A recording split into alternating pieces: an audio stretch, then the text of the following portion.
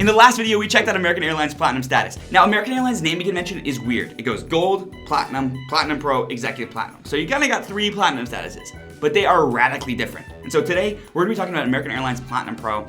This is one that you could probably hit if you try hard enough, but you will pretty much have to go out of your way to hit this with credit card spend, with using the e-shopping portal, with using American Airlines dining, that kind of stuff. And it doesn't make sense for everyone, but it might make sense for you. So anyway, let's hop into the computer. Let's take a look. Yeah, so again, just to recap, you have Gold status, which is 40,000 points, AAdvantage Platinum, which is 75,000, Platinum Pro, which is 125, and Executive Platinum, which is 200,000. Now, again, you might notice the jump from here is 35,000, the jump from here is 50,000, and the jump from here is 75. So it gets a lot, like the jump from here to here is a lot easier than the jump from here to here. And getting 200,000 loyalty points is a really, really hard thing to do. Getting 125 is pretty hard, I'm not gonna lie to you, it's pretty difficult. But if you already have Platinum status and you're getting, the 60% more miles, and like you're not that far off, you can cross it using e-shopping portal. I'll put a link in the description, but if you've never used it before. But those little things do add up, and you can do it, but only really if you don't want to spend a lot of money and you're not doing a ton of credit card spend. If you're really trying and you're gaming the system a little bit. But for a lot of people that do fly a lot, it is possible. If you fly a couple, real first class trips internationally, can you hit it? Absolutely. So yeah, you're looking at really about, let's say $10,000 of spend plus a little credit card, right? Of American Airlines spend plus a little bit of credit card to really hit this. Okay, so let's look at the benefits. Let's see if it's worth it, right? Let's see if it's worth going out of your way to do it. Okay, so on the unlimited upgrades, I do think that you get a huge advantage with Platinum Pro. On Platinum status, it can be really shaky whether you get an upgrade. If there's like 2 seats left, you're probably not going to get it realistically. Now, if it's a regional hopper, you might, obviously, but your mileage really varies. Once you get into Platinum Pro, it starts getting a lot easier. Obviously, unlimited upgrades within North America with the 72-hour upgrade window, that starts being really, really powerful. I'm a Delta Diamond member, and I get through pretty much every time, but I always check just out of interest to see where other people are on that queue. And I've seen a fair number of second tier or sometimes third tier people get through. On American Airlines, I've actually gotten upgraded when I was a gold member, and Platinum, I'd say it's like 1 out of 4. Maybe I'm lucky because I fly a lot of those regional flights, but in my experience, it does actually work.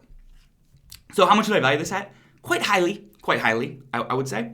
It would really help you if you're really looking to get upgraded, so that's helpful.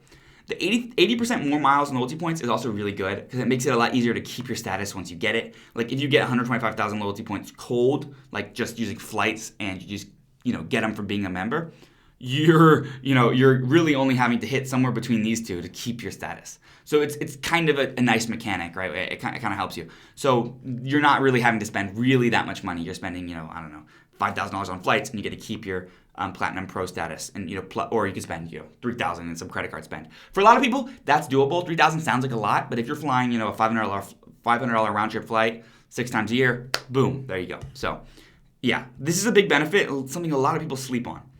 3 free check bags plus priority handling. I don't value that in anything. I very rarely check bags. I'm just a carry-on guy. Backpack. Got my little Solgar carry-on. Not sponsored or anything. My little Solgar carry-on right over there. So yeah, it's easy. For me, I don't use that, but if you do, that's very helpful.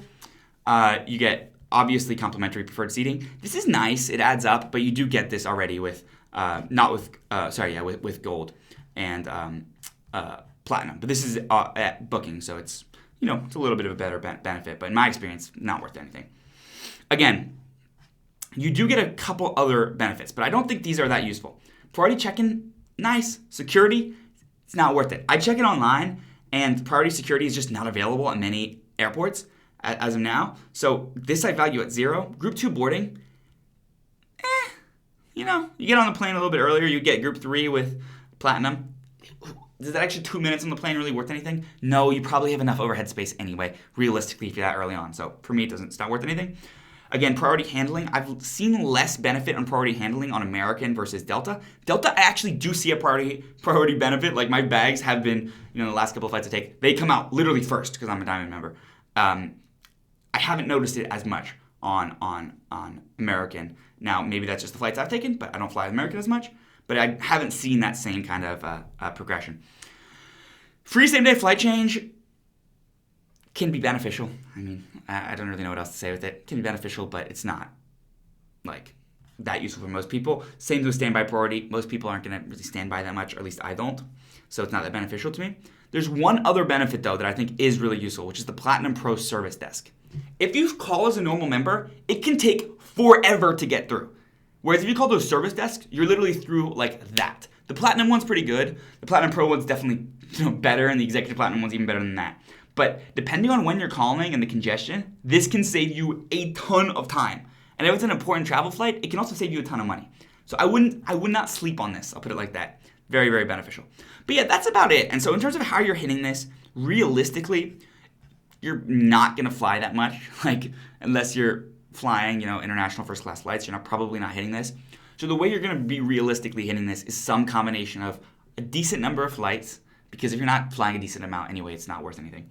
So a decent number of flights, credit card spend, and then American Airlines also has like the e-shopping portal, which can be really, really useful if you know how to use it. And they also have that dining program. I'll put links both down in the description if you want to see them, if you don't know about them already. But it's some combination of using those sort of 4-point earning categories.